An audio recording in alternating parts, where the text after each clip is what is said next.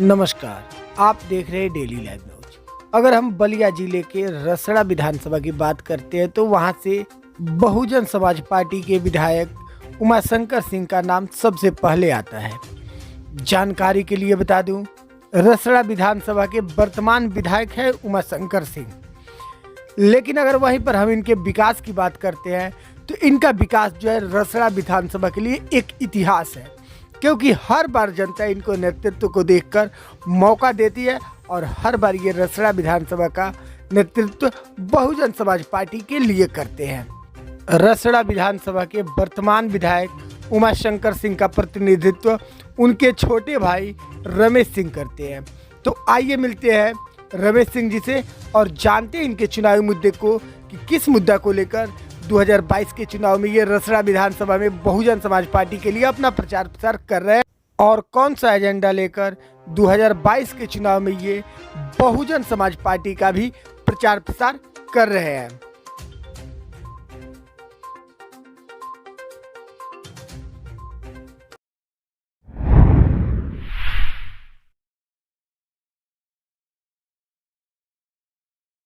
रमेश सिंह है जी जी। मैं रसड़ा विधायक श्री माननीय उमाशंकर सिंह जी के छोटा भाई हूँ जी। 358 विधानसभा रसड़ा। कि ऐसा क्या कारण है कि जनता आपको पर इतना वर्ष है, क्या कारण है इसका सर इस कारण को तो जनता बताएगी। मैं तो जनता की मनोभावना को जान चुका हूँ, लेकिन आपकी मनोभावना को जानने का प्रयास कर रहा हूँ सर। हम लोग जनता के बीच में रहे हैं, कभी जनता से दूर नहीं हुए। जी जी जी। हम लोग सब कुछ अपना छोड़ के, हमेशा ये नहीं है कि चुनाव आया है तो फिर हम लोग जनता के बीच में आ गए। हम लोग कल चुनाव खत्म होगा 10 मार्च के बाद भी, जीतने के बाद भी हम लोग फिर जनता के बीच में ही रहते हैं। अभी तक कोई जनता, चाहे कोई भी कहने वाला ये नहीं है कि मतलब मेरे यहाँ विधायक जी चाहे उनके घर से कोई नहीं आया, मैं निमंत्रण दिया था, चाहे किसी हमारे अनहोनी पे, चाहे खुशहाली पे, चाहे हर मौके पे हम लोग पहुँचते हैं। और रही बात जो गरीब जनता है, जो असहाय हैं, किसी चीज़ की उनको ज़रूरत है, दवा कराना है, इलाज कराना है, तो हम लोग यहाँ बलिया से लेके, मऊ से लेके, बनारस BHU से लेके PGI लखनऊ तक हम लोग अपने तरफ से फ्री में इलाज कराते हैं। हमारे एक एक आदमी हर जगह, 2-2, 3-3 आदमी हर हॉस्पिटल पे लगे हैं, चाहे PGI हो, BHU हो, बलिया हो, यहाँ हमारे लोग रहते हैं। यहाँ से हम लोग पर्ची बना के देते हैं, वो लोग लेके पहुँचते हैं, सारा इलाज खर्चा दवा सब कुछ हमारे तरफ से कराया जाता है। बहुत सारी पार्टियां हैं सर, जो आपके यहाँ राष्ट्रीय पार्टी कांग्रेस होती है, भाजपा होती है, तो सपा भी है, लेकिन आप इन सब पार्टियों से टिकट न लेके बहुजन समाज पार्टी से टिकट लेके या उसमें आप नेतृत्व करते हैं, इसका क्या कारण है सर?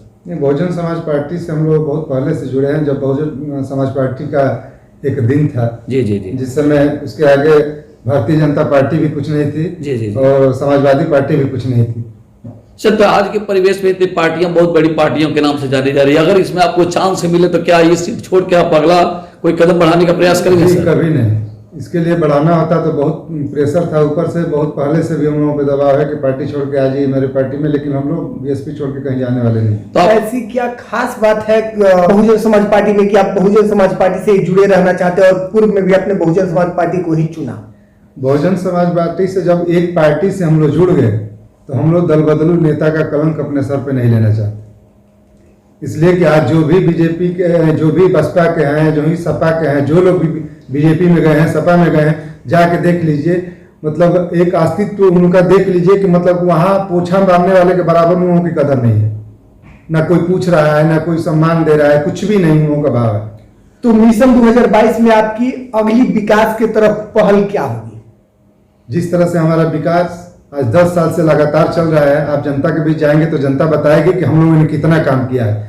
आप अगल बगल चाहे पूरे प्रदेश में बहुत अच्छे अच्छे मंत्री भी हैं पद पे, उनके भी क्षेत्र में घूम लीजिए, और मेरे न किसी सत्ता में रहते हुए हम लोग बेसत्ता से सत्ता से दखल हुए हैं, लेकिन जाके हमारे क्षेत्र में देख लीजिए कि हम लोगों ने कितना काम किया है। तो क्या आपको लगता है कि 2022 के चुनाव में फिर पुनः आपको रसड़ा विधानसभा की जनता मौका देगी और आप बहुजन समाज पार्टी के अंतर्गत नेतृत्व करने का मौका मिलेगा? अभी देखिए आचार संहिता लग चुका है, अभी तक हम लोगों के आगे किसी भी पार्टी ने अपना प्रत्याशी घोषित नहीं किया है।